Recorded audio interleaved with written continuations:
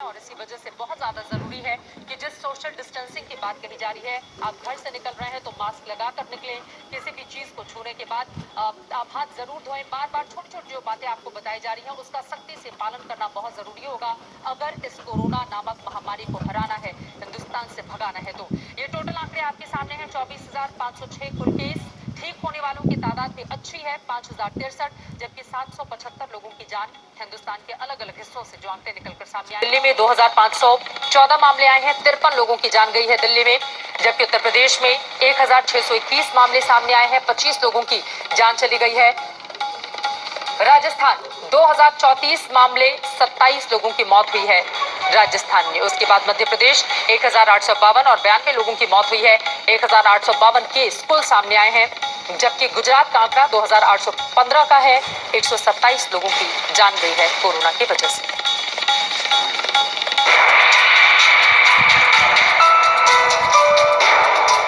दुकानें खोलने का आदेश तो जारी हो गया, अफसरों ने कागज पर दस्तखत भी कर दिए, लेकिन जमीनी हालात क्या है, इस फरमान से दुकानदारों को फर्क पड़ा है या नहीं? आज तक के साथ देखिए देश के कोने कोने का हाल।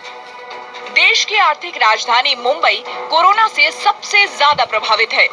खौफ भी यही सबसे ज्यादा है, लिहाजा नए आदेश का यहाँ कोई असर नहीं दिखता। जयपुर में दुकानें खुली दिखी, लेकिन ग्राहक बेहद कम। राजस्थान में जिस तरह गर्मी पड़ती है उसमें पंखे कूलर की दुकानें भी खुलने लगी हैं। हालांकि बहुत ज्यादा नहीं खुली हैं, लेकिन बिजली के मरम्मत के इस तरह की दुकानें जो है धीरे धीरे खुलने लगी है। यहाँ पर देखा जा सकता है बाजार में पहले की तरह चहल पहल तो नहीं है, लेकिन लोग धीरे धीरे घरों से बाहर निकल रहे हैं।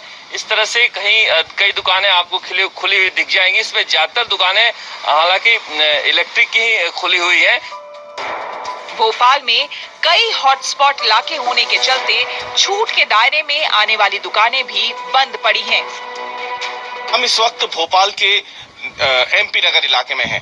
ये सबसे बड़ा व्यावसायिक केंद्र है, लेकिन यहाँ पे अगर अभी भी आप देख सकते हैं किस तरीके से दुकानों पे ताला लगा हुआ है। सोशल डिस्टेंसिंग प्रोटोकॉल्स है वो मेंटेन करते हुए इन दुकानों को चलाया जाएगा। हालांकि नए आदेश के बाद राजधानी दिल्ली के कई इलाकों में अलग सामानों की दुकानें खुल गई। इलेक्ट्रिकल से लेकर स्टेशनरी और कुछ दुकानदार बेहद पाबंद दिखे। दूसरी तरफ मध्य प्रदेश के कटनी में हैरत अंगेज मंजर दिखा। आज जोन में है, यहाँ एक भी कोरोना का मामला नहीं है, लेकिन दुकानें खोलने के आदेश। लगातार सुबह से हम कोरोना के काल में, इस संक्रमण के काल में भारत ने जिस तरह से लेकर पेशेंट तक सबसे बातचीत कर रहे हैं, लगातार ये जानने के लिए कि आज हम किस जगह पर, किस स्थिति में खड़े हैं। तो ई एजेंडा में अब मैं स्वागत करना चाहूंगी राजस्थान के मुख्यमंत्री अशोक गहलोत जी का। बहुत स्वागत है अशोक जी आपका। जिस तरीके से राजस्थान में ये लड़ाई शुरू हुई थी, जिस तरीके से आप लोगों ने एक राष्ट्रीय लॉकडाउन से लगभग पहले ही दिखा कि किस तरीके से संक्रमण आया, तो आपने एक्शन लिया। आज की तारीख में जब हम ये देख रहे हैं कि 3 मई की तारीख पास है, 1 महीने हो चुके हैं, प्रधानमंत्री से अगली बैठक आप लोगों की होने वाली है सोमवार को, सभी मुख्यमंत्रियों की। लॉकडाउन को लेकर इस समय आपकी सोच क्या है? देखिए, सबसे पहले तो आपको मैं बधाई दूंगा कि आपका आज तक चैनल ने जिस रूप में ई एजेंडे को लेकर आज जो प्रोग्राम दिया है, ये मैं समझता हूँ कि समय की नजाकत को देखते हुए आवश्यक था। और दूसरा, जो लॉकडाउन का 20 तारीख को मॉडिफाइड लॉकडाउन जब शुरू किया गया, उसके बाद में काफी हलचल यहाँ पर हुई है। और मेरा मानना है कि करीब 4,000 से अधिक इकाइयाँ खुल चुकी है यहाँ पर, ग्रामीणों के अंदर भी और शहरों के अंदर भी। और जैसे आज आपने कल रात को आया था आदेश दुकानें खुलने का, राजस्थान के अंदर आज हमने दोपहर को आदेश जारी कर दिए हैं और वो हलचल शुरू हो गई है। तो हमारे हिसाब से तो बराबर जब से वीडियो कॉन्फ्रेंसिंग शुरू हुई है पीएम के साथ में या एचएम की बात होती है, तो चाहे श्रमिकों की बात हो, चाहे छात्रों की बात हो, चाहे मॉडिफाइड लॉकडाउन को खोलने की बात हो, लगा चाहे इकोनॉमिक पैकेज देने की बात हो केंद्र के द्वारा, क्योंकि बिना उनके सहयोग के राज्य सरकारें देश के अंदर सर्वाइव नहीं कर पाए। ये स्थिति बन चुकी है, पूरे देश के हर राज्यों की बन चुकी है। हर चीज का हम ध्यान आकर्षित करते हैं। हम उम्मीद करते हैं कि हालात को देखते हुए 3 तारीख को क्या फैसला होता है। ये तो मेरे ख्याल से 21 तारीख को पीएम के आगे होगी वीसी, तब हिंट मिलेगा। पर हमने सब तैयारी कर रखी है। हमारा मानना है कि लॉकडाउन लगाना आसान है, लॉकडाउन को खोलना बड़ा मुश्किल काम है। आज श्रमिकों को कैसे लाओ, लाखों लोगों को कैसे लाओ। रेलगाड़ी तैयार नहीं है चलाने के लिए, केंद्र सरकार फ्लाइट चल नहीं रही है। तो आप सोच सकते हैं कि लॉकडाउन धीरे धीरे कैसे फेज में खुले। ये योजनाबद्ध तरीके से काम करना पड़ेगा राज्यों को और केंद्र को मिल करके। दूसरा मेरा मानना है कि राज्यों की स्थिति अलग होती है। मैंने पीएम साहब को भी कहा था, प्रधानमंत्री को कहा था कि राज्यों को अलग छूट दीजिए। उनकी अलग स्थिति है, राज्य कितने मरीज वहां पर है, ज्योग्राफी वहां स्थिति क्या है, सोशल स्थिति क्या है। और राज्यों के अंदर जिलों की स्थिति अलग है कि जिले में ज्यादा पेशेंट है, किसी में 0 है, क्वारंटाइन के अलग है कि कम है। तो जिलों में भी देखना पड़ता है, उसके बाद में फैसले करने पड़ते हैं। तो ये केंद्रीकृत करने का मामला नहीं है, ये विकेंद्रित करके फिर फैसले करने पड़ेंगे, तब जाके आराम से स्मूथली लॉकडाउन खुल पाएगा, मेरा मानना है। तो अशोक गहलोत, ये जो रात में फैसला आया कि जो रिहायशी इलाके के छोटे दुकानें हैं उन सबको खोला जाए, आपके हिसाब से ये सही है या दिक्कतें पैदा करेगा? नहीं, हॉटस्पॉट छोड़ करके दुकानें खुलेगी। और अब तो लोग काफी समझदार भी हो गए हैं, लोग समझ भी रहे हैं कि सोशल डिस्टेंसिंग रखनी हमें। हमने वो मास्क जो है वो कंपल्सरी कर रखा है राजस्थान के अंदर। लोग समझ भी रहे हैं और हमारी वाचफुल निगाह रहेगी कि कोई उसको तोड़े नहीं। तो मेरे ख्याल से ये एक नया माहौल पैदा करेगा दुकानें खुलने का, लोगों में कॉन्फिडेंस पैदा करेगा। ये मैं समझता हूँ कि ये बुरा नहीं है, अच्छा ही कदम उठाया गया।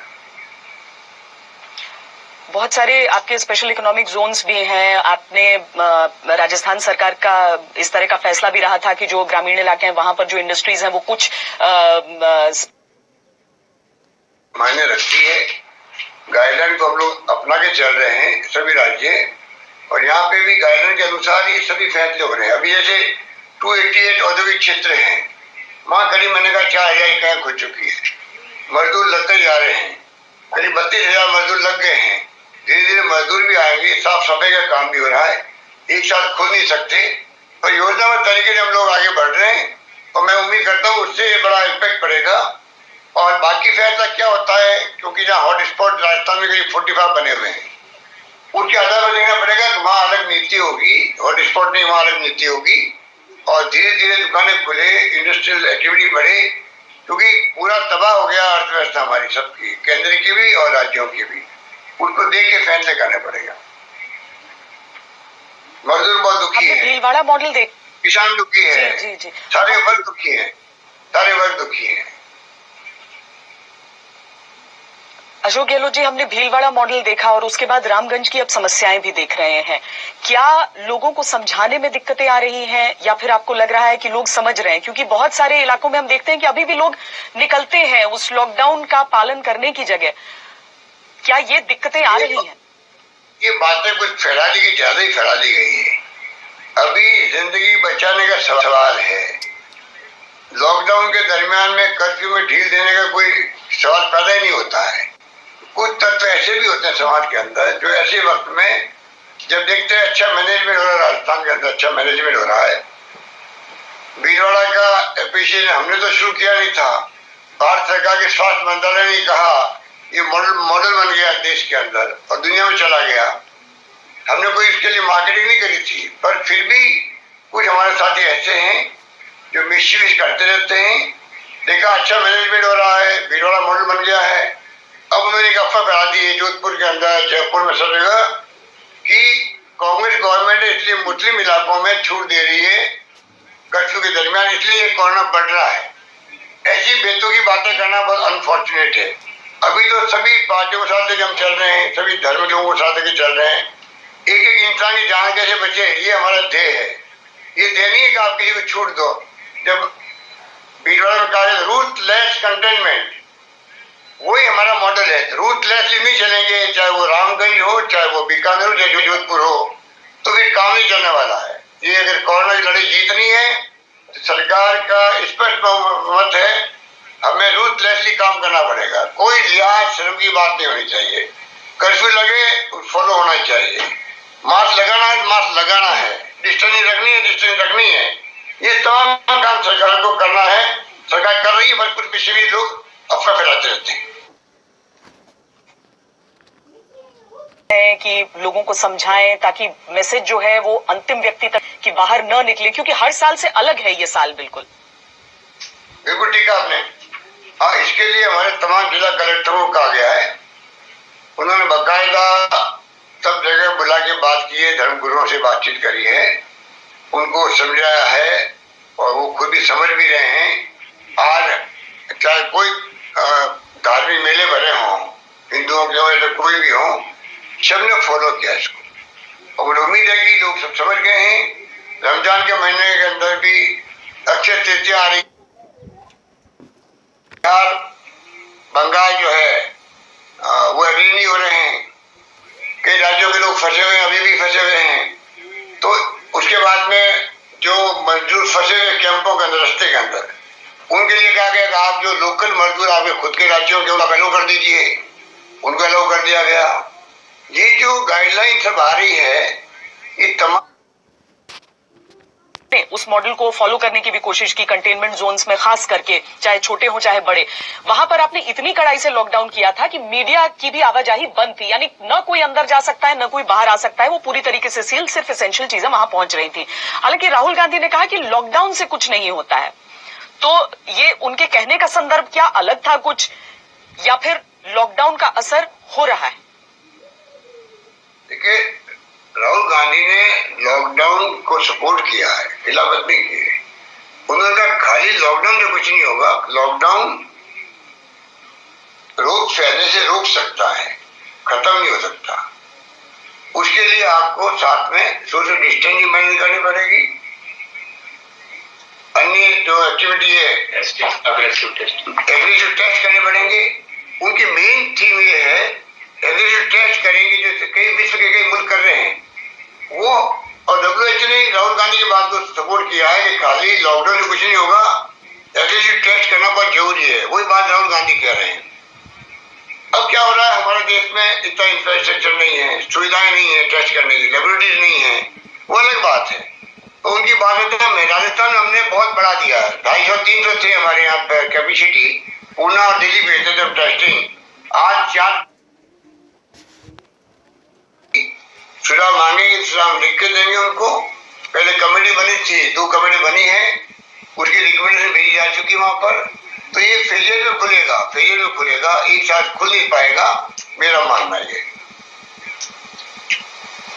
आपका जो ये वॉर रूम बना, एक हेल्पलाइन नंबर राजस्थान का जो पुराना था उसे कन्वर्ट किया गया कोरोना हेल्पलाइन नंबर्स में। अगर मैं आपसे ऐसी 3 चीजें पूछूं जो राजस्थान आपने पिछले 30 दिनों में, क्योंकि आपने भी बहुत लंबी राजनीति की है और उसमें ऐसा समय आपने नहीं देखा होगा जब इस तरह की उनके भले के लिए ही करनी है।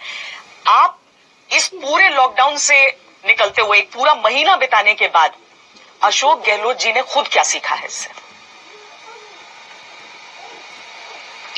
चैलेंज को स्वीकार करो और अवसर में बदलो उसको। आज मैंने तय किया है पूरे राजस्थान के अंदर मेडिकल फैसिलिटी,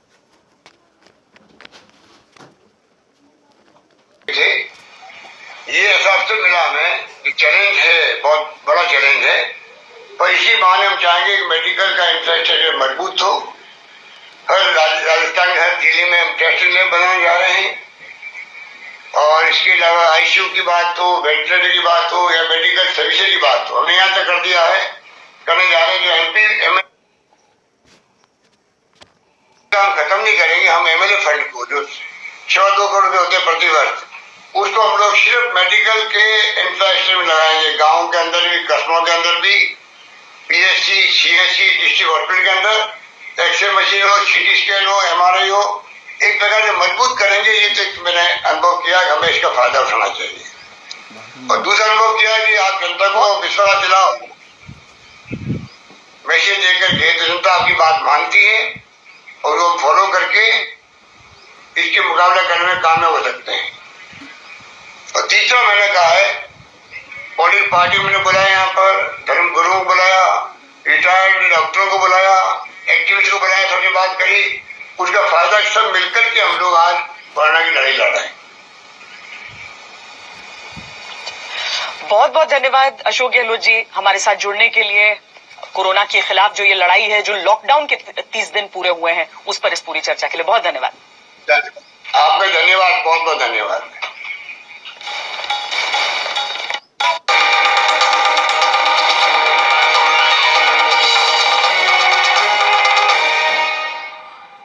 पहलवान जैसी ताकत,